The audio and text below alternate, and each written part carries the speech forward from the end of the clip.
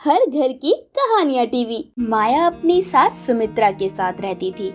माया का पति एक फौजी है, तो वो अपने परिवार के साथ बहुत कम समय बिता पाता है। माया आंगनबाड़ी में आशा बहन जी का काम किया करती थी। ज्यादातर समय माया अपने घर से ही काम किया करती थी, क्योंकि उसकी सास घर में अकेली रहती थी। माया और उसका पति एक देशभक्त थे, जो कि उसकी सास को जरा भी पसंद नहीं था, क्योंकि इसी देशभक्ति के कारण उसके बेटे को उससे दूर रहना पड़ता था। उसे अपने बेटे का अपने पास ना होना बहुत खलता था, मगर माया और उसके पति में बहुत बनती थी, क्योंकि वो दोनों ही अपने देश को सबसे ऊपर मानते थे। कुछ ही दिनों में 15 अगस्त आने वाला था। सभी जगह तैयारियां चल रही थी। आंगनवाड़ी में भी 15 अगस्त की तैयारियां जोर शोर से हो रही थी, जिसमें माया व्यस्त थी। आज सुबह माया काम पर जाने के लिए पहले अपने घर का काम खत्म कर रही होती है कि तभी उसकी सास उसके पास आकर बोलती है, माया बहू, तुझे फिर से आंगनवाड़ी जाना है क्या? क्या जरूरत है तुझे ये सब करने की? पैसे की कोई कमी है क्या तुझे? नहीं माँ जी, मैं ये काम पैसों के लिए नहीं करती हूँ। मैं तो ये काम अपनी खुशी के लिए करती हूँ। मेरे पति फौज में हैं, अपने देश के प्रति समर्पित हैं, तो मैं घर पर ही रहकर इतना तो कर ही सकती हूँ। इससे अपने देश के प्रति मैं अपना छोटा सा योगदान मानकर खुश हो जाती हूँ। वहाँ समाज सेवा जैसे बहुत कल्याणकारी काम करवाए जाते हैं। सरहद पर जाकर ना सही, समाज में रहकर तो थोड़ी बहुत समाज सेवा कर ही लेती हूँ। मेरे बेटे का योगदान काफी नहीं है, जो तुझे भी देश प्रेम में अपना योगदान देना है। अब बंद करिए देशभक्ति की बातें और जा घर के काम निपटा ले जल्दी, बोलकर घर से बाहर चली जाती है। माया को सुमित्रा की बातें अच्छी नहीं लगती, मगर वो ये सोचकर चुप हो जाती है कि माँ जी का भी उसके सिवा कोई नहीं है, तो उन दोनों को एक दूसरे का सहारा बनना है। इसलिए वो सुमित्रा की बातों को दिल से नहीं लगाती और अपना काम करने लगती है। सारा काम खत्म कर माया अपने कमरे में चली जाती है और तैयार होकर फिर आंगनवाड़ी के लिए निकल जाती है।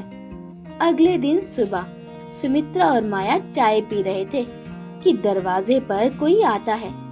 माया जाकर दरवाजा खोलती है तो देखती है कि उनकी पड़ोसन कमला बाहर खड़ी है। नमस्ते आंटी जी, आइए ना। क्या बात है कमला, आज तू सुबह सुबह हमारे घर? क्यों, मैं तुम्हारे घर नहीं आ सकती क्या? हाँ, क्यों नहीं, मैंने तो बस यूं ही पूछ लिया। माया को आंगनवाड़ी जाने के लिए देरी हो रही थी, तो वो अपनी सास और कमला से बोलती है, माँ जी मुझे जाना है, वरना मुझे लेट हो जाएगा। कल 15 अगस्त है, तो हमें उसकी तैयारियाँ देखनी है। मैं तो तुम्हारे साथ अपनी खुशी बांटने आई थी और तुम तो बाहर जाने लगी। मैं तो आप लोगों को ही अपना मान कर आ गई थी, मगर लगता है किसी को मेरी बात सुनने में कोई दिलचस्पी नहीं है। नहीं नहीं आंटी जी, ऐसी कोई बात नहीं है। मुझे तो बस जल्दी जाना था, इसलिए बोला मैंने, और कोई बात नहीं है। मैं थोड़ी देर में चली जाऊंगी, आप बताइए। कैसी खुशी, तुम्हारी बहू घर वापस आ गई क्या? अरे अभी कहाँ आई मेरी बहू, मगर अब जरूर आ जाएगी, क्योंकि मेरे बेटे की सरकारी नौकरी जो लग गई है। ये तो बहुत अच्छी बात है। हाँ वो तो है, काश तुम्हारा बेटा भी फौज में ना जाकर यही कहीं कोई अच्छी नौकरी करके रहता। बेचारी तुम्हारी बहू को अकेले रहना पड़ता है, इस तरह बाहर जाकर काम भी करना पड़ता है। बेचारी को कितनी दुखी रहती है। सुमित्रा ये बात सुनकर थोड़ा उदास हो गई और अपने बेटे को याद करने लगी। माया को पता था कि कमला यहाँ अपने बेटे की नौकरी लगने का दिखावा कर सुमित्रा को परेशान करने आई है। तभी माया कमला से बोली, आप ऐसा क्यों बोल रही हैं? मेरे पति देश की रक्षा करने सरहद पर जाते हैं। फौजी की जिंदगी आसान नहीं होती, और जितनी इज्जत और मान सम्मान उन्हें वहाँ जाकर कमाया है ना, उतना उन्हें कहीं भी नहीं मिल सकता था।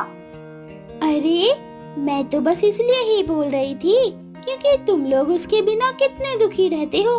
देखो अपनी सास को, कितना याद करती है उसे। हम एक दूसरे के साथ बहुत खुश रहते हैं। माँ जी अपने बेटे को याद क्यों ना करे, बेटा है उनका। इससे उनके काम का क्या मेल। एक सैनिक के परिवार की जिंदगी किसी दूसरे की चमक दमक भरी जिंदगी से ज्यादा बेहतर और सार्थक होती है। हाँ हाँ, तुम तो बोलोगी ही ना, तुम भी तो अपने पति की तरह ही एक देशभक्त हो। भला सिर्फ देशभक्ति से किसी का पेट भरता है? अब तुम ही देख लो, तुम्हें भी बाहर जाकर काम करने की जरूरत पड़ गई। अगर तुम्हारा पति यहाँ होता तो क्या तुम घर पर नहीं रहती? जिंदगी चलाने के लिए सिर्फ देशभक्ति काम नहीं आती, समझी? इतना सुनते ही सुमित्रा बोलती है, हाँ तो ये दोनों ही क्यों, हम सभी को अपने देश के प्रति देशभक्ति रखनी चाहिए। मेरी बहू एक सच्ची देशभक्त है, इसलिए तो ये मेरे बेटे के काम और उसकी देशभक्ति को समझती है और हमेशा उसके ना रहने पर भी मेरा पूरा ख्याल रखती है। बाहर काम करने भी जाती है, फिर भी कभी अपनी जिम्मेदारियों को अधूरा नहीं छोड़ती और ना ही घर के बाहर की कोई जिम्मेदारी भूलती है। तुम्हारी बहू की तरह थोड़ी कि पति की नौकरी नहीं है तो चल दी अपने मायके, और कब आएगी इसका भी कोई पता नहीं। मुझे गर्व है कि मेरा बेटा एक सैनिक है और माया उसकी पत्नी। इतना सुनते ही कमला झुंझला कर बोल पड़ती है, देखो तो भलाई का जमाना ही नहीं रहा। मैं तो यहाँ अपने बेटे की नौकरी लगने की खुशी बांटने आई थी, तुम तो मुझे ही सुनाने लगी। तुम्हारा बेटा यहाँ नहीं रहता, इसलिए मैंने सोचा बेचारी का दुख बांट लेते हैं ताकि तुम्हें अकेला महसूस ना हो। ज्यादा भलाई ना सोचो हमारी, अपनी जिंदगी के बारे में सोचो ताकि तुम्हारे बेटे बहू का भला हो। हमारी सोचने के लिए हम हैं। हाँ हाँ, जा रही हूँ। बड़े आए मुझे देशभक्ति का पाठ पढ़ाने वाले। हमें नहीं चाहिए तुम्हारे जैसी देशभक्ति। मेरे बेटे की तो सरकारी नौकरी लगी है, अब हमें किसी चीज की कोई दिक्कत नहीं होगी।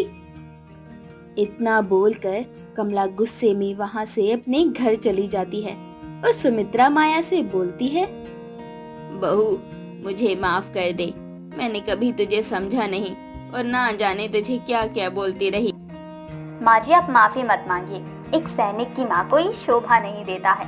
और वैसे भी आप माँ हो मेरी, मैंने कभी आपकी बातों का बुरा नहीं माना। भला माँ की बातों का क्या बुरा मानना। देशभक्ति तो हम सब में होती है, बस उसे पहचानने की देर है। हर किसी को देश के प्रति समर्पित होना चाहिए।